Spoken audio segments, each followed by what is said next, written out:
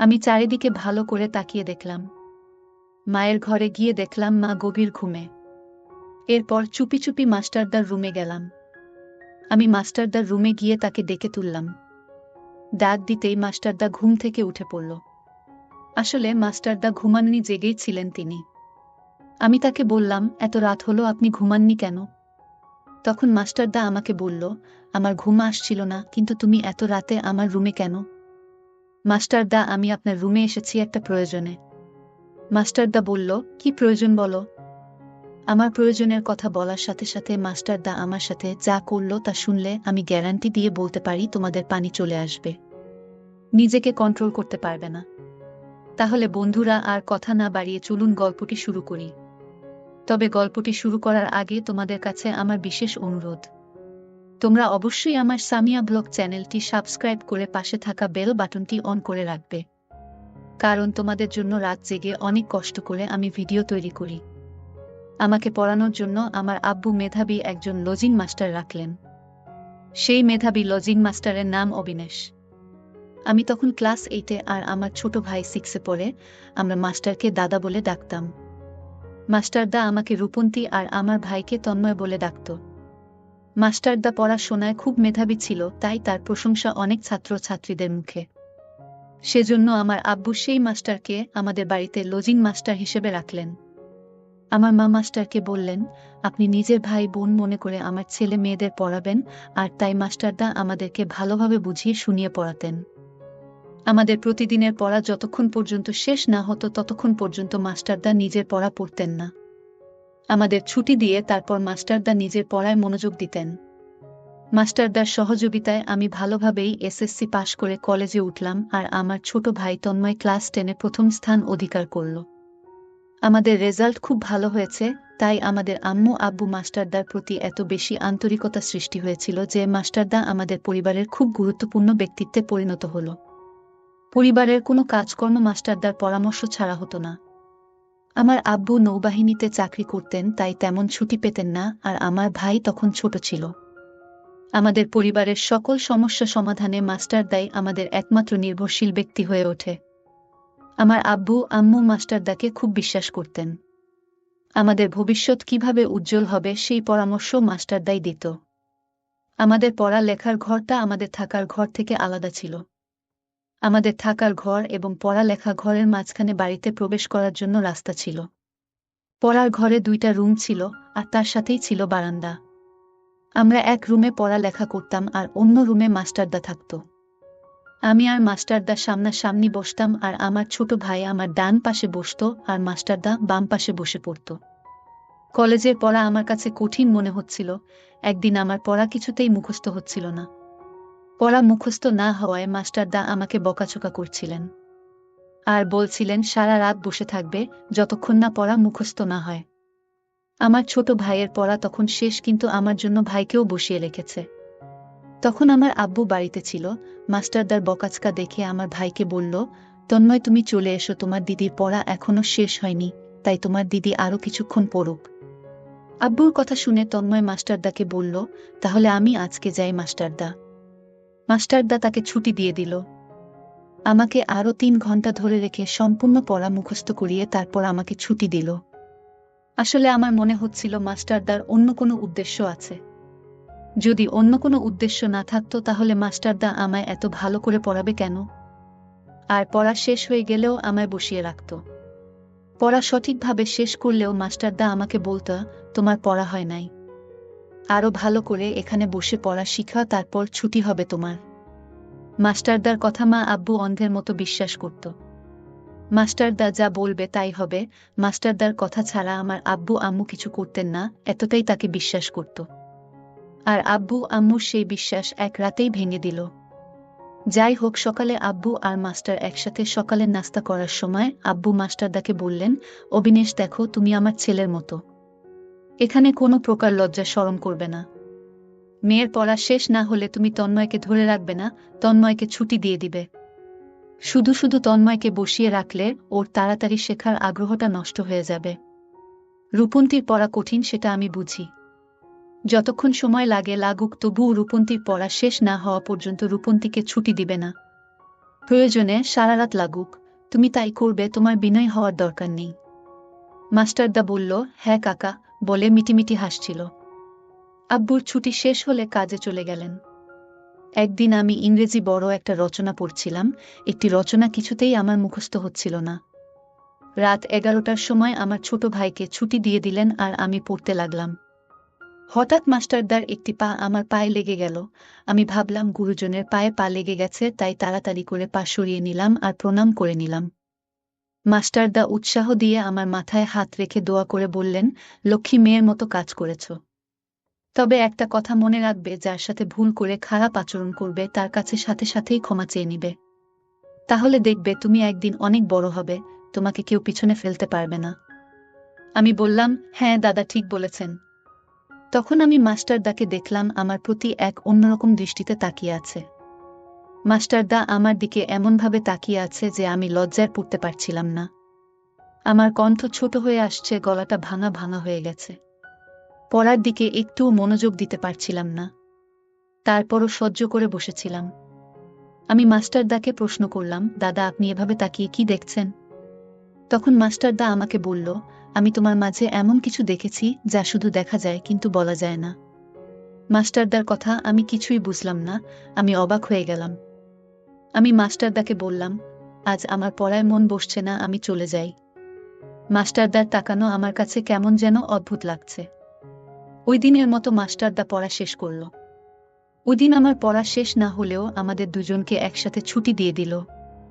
মাস্টারদার তাকানোটা আমার কাছে কেমন জানি মনে হলো। পরের দিন ছিল সাপ্তাহিক ছুটির দিন। সকালে যথারীতি আমি আর তন্ময় পড়তে বসলাম। আমার কেমন যেন লজ্জা লজ্জা লাগছিল আর মাঝে মাঝে মুচকি হাসি পাচ্ছিল। আমার ছোট ভাই একবার বলেই ফেলল, দিদি হাসছিস কেন? আমি তাকে ধমক দিলাম। সাথে সাথে মাস্টারদাও একটু ধমক দিয়ে তন্ময়ের কথা বন্ধ করে দিল। আমি হাঁপিয়ে বাঁচলাম। এ সময় আমার কলমের কালি শেষ আর কলমও ছিল না। তাই মাস্টারদা তন্ময়কে কিছু টাকা দিয়ে আদেশ করে বললেন, তন্ময় যাও তো দোকানে গিয়ে একটা কলম নিয়ে আসো। দোকানে যাওয়ার আদেশ পেয়ে খুশিতে নাচতে নাচতে তন্ময় চলে গেল। তন্ময় চলে যেতেই মাস্টারদার তন্ময়ের কলমটা আমাকে দিয়ে অঙ্ক বোঝানোর বাহানা নিয়ে আমার পাশে এসে বসল। আমি অঙ্ক করছিলাম কিন্তু আমার মন ছিল মাস্টারদার উপর।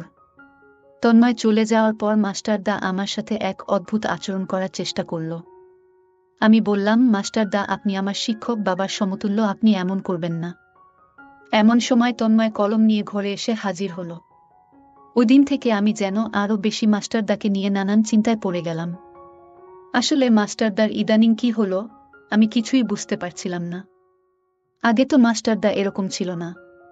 একদিন রাতে সবাই গভীর ঘুমে মগ্ন, আমি ঘুমানোর জন্য অনেকবার চেষ্টা করলাম কিন্তু মাস্টারদার কথা মনে পড়ে আর ঘুম আসলো না। আমি ভাবলাম গিয়ে দেখি মাস্টারদা কি করছে। উকি দিয়ে দেখলাম কি করছে। দেখি মাস্টারদা ঘুমায়নি, বরং আমাকে দেখা মাত্রই চমকে উঠল।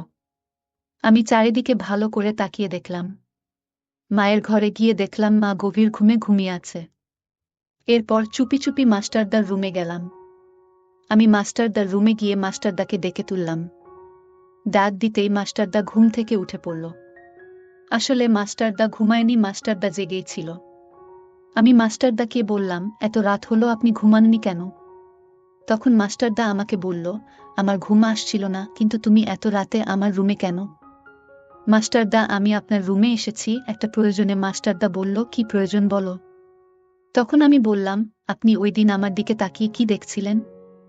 আপনি বলছিলেন সেটা শুধু দেখা যায় বলা যায় না।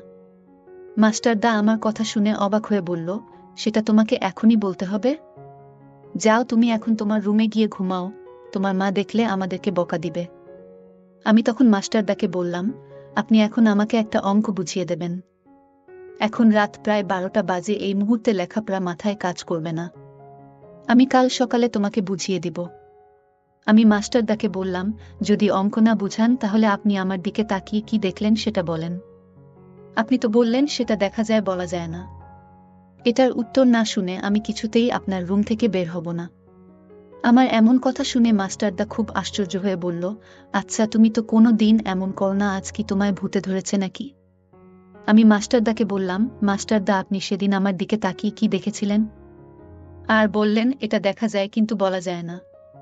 আমি যেদিন এই কথাটা আপনার মুখে শুনলাম সেদিন থেকে আমি ঠিকমতো ঘুমাতে পারছিলাম না। বন্ধুরা, ভিডিও মাঝখানে একটা কথা বলতে চাই। আমি তোমাদের আনন্দ দেওয়ার জন্য খুব কষ্ট করে ভিডিও বানাই। তাই তোমাদের কাছে অনুরোধ থাকবে, অবশ্যই এই ভিডিওটি দেখে একটি লাইক করবে এবং সামিয়া ব্লগ চ্যানেলটি সাবস্ক্রাইব করে পাশে থাকবে। আমার বারবার জানতে ইচ্ছা হয় কি এমন জিনিস আমার মাঝে আছে যেটা দেখা যায় কিন্তু বলা যায় না। আজ রাতে কিছুতেই আমার ঘুম আসছিল না এই কথা ভাবতে ভাবতে। তখন মাস্টারদা আমাকে বলল, শোনো রূপন্তী, আজ না কালকে আমি সত্যিটা তোমাকে বলবো। এখন রাত অনেক হয়েছে, তুমি যাও গিয়ে ঘুমাও। আমি তার কথা শুনে রুমে গিয়ে ঘুমিয়ে পড়লাম। পরদিন আমার আব্বু বাড়িতে আসলেন, এসে মাস্টারদাকে ডাক দিলেন আর বললেন, কেমন পড়াচ্ছেন আমার ছেলে মেয়েদেরকে, এবার কি তারা ভালো রেজাল্ট করতে পারবে? মাস্টার বলল, কাকা, আপনি কোনো চিন্তা করবেন না, ওরা এবার খুব ভালো রেজাল্ট করবে, আপনি নিশ্চিত থাকুন। মাস্টারদার কথা শুনে আব্বু কিছুটা আস্থা পেলেন। আব্বু বাড়িতে 3 দিন ছুটি কাটিয়ে চলে গেলেন। পরের দিন আমরা মাস্টারদার কাছে পড়তে বসলাম। মাস্টারদা বললেন, আজ পড়া শেষ না করে কারো ছুটি হবে না। আমি আজ পড়া শিখে আসিনি। মাস্টারদা আমার ছোট ভাইয়ের পড়া আদায় করে নিয়ে বললেন, তুমি চলে যাও, তোমার ছুটি। তন্ময় তখন ছুটি পেয়ে চলে গেল। আমি বললাম, দাদা, আমি তো আজ পড়া শিখিনি। মাস্টারদা জিজ্ঞাসা করল, কেন পড়া শেখনি? তোমার আব্বুকে আমি কথা দিয়েছি তুমি এবং তোমার ছোট ভাই তন্ময় পরীক্ষায় ভালো রেজাল্ট করবে। তখন আমি বললাম, মাস্টারদা, আপনি আমার পড়ালেখার মনোযোগ নষ্ট করেছেন। আপনার জন্যই আমি পড়া শিখে আসতে পারিনি। মাস্টারদা আমার কথা শুনে বলল, কেন রূপন্তী, আমি আবার কি করেছি তোমাকে? তখন মাস্টারদার কথার উত্তর দিয়ে আমি বললাম, মাস্টারদা, সেই কথার উত্তরটা এখনো পেলাম না। মাস্টারদা বলল, ও তাই, সেটার জন্য তুমি পড়া মুখস্থ করতে পারেনি। ঠিক আছে, আজ রাতে তুমি আমার রুমে এসো, আমি বলবো, তোমার উত্তর পেয়ে যাবে। মাস্টারদাকে আমি বললাম, আপনি এখন বলেন, আমি রাতে আসতে পারবো না। মাস্টারদা বলল, এই কথা আমি এখন বলতে পারবো না, আজ রাতে বলবো, যাও, এখন তোমার ছুটি। মাস্টার এমন কথা শুনে আমার অনেক রাগ হলো। কি এমন কথা দিনে বলা যাবে না, রাতে বলতে হবে? আসলে আমি মাস্টারদার লক্ষণ কিছুই বুঝতে পারছিলাম না। আমি ভাবলাম আজ রাতে আমি তার কাছ থেকে কথাটা জানব। তারপর রাত হলে আমি চুপি চুপি মায়ের রুমে গেলাম, গিয়ে দেখলাম মা ঘুমাচ্ছে। তারপর মাস্টারদার রুমে গেলাম, মাস্টারদার রুমে গিয়ে দেখলাম মাস্টারদা রুমে নেই। এত রাতে মাস্টারদা কই গেল? আমি মাস্টারদার রুমটা ভালো করে খুঁজে দেখলাম মাস্টারদা কোথাও নেই। কোথায় গেল এত রাতে? তারপর আমি মাস্টারদার রুম থেকে বের হয়ে গেলাম, বাথরুমের দিকে গেলাম, সেখানেও খুঁজে পেলাম না। আমি মাস্টারদাকে ডাক দিলাম, অবিনেশ দা, আপনি কোথায় গেলেন? আমি খুঁজে না পেয়ে মায়ের রুমে গেলাম। মাকে ডাক দিয়ে বললাম, মা, মাস্টারদা কোথায় গেল? মা বলল, কি বলিস, মাস্টার কোথায় যাবে? মাস্টারদা তো কোথাও যাওয়ার কথা না। বাহিরে গেট লক করা। হঠাৎ মনে পড়ল ছোট ভাই তন্ময়ের রুমটা খোঁজ করার বাকি। তারপর তন্ময় রুমে গেলাম। তারপর তন্ময়ের রুমে গিয়ে দেখলাম মাস্টারদা তন্ময়ের ঘরে লাশ হয়ে পড়ে আছে। আমি তা দেখে চমকে উঠলাম। আমি মাকে বললাম, কি হলো এটা? আমি তো কিছুই বুঝলাম না। মাস্টারদা শরীরে কোনো আঘাত নেই, তাহলে মরল কিভাবে? আমার ছোট ভাইটা বিছানা থেকে উঠে বলল, আমি সব জানি মাস্টারদা কিভাবে মারা গেছে। তন্ময়কে জিজ্ঞেস করলাম, কিভাবে মারা গেছে বলো? তখন তন্ময় যা বলেছিল তা শুনে আমার আত্মা কেঁপে উঠল।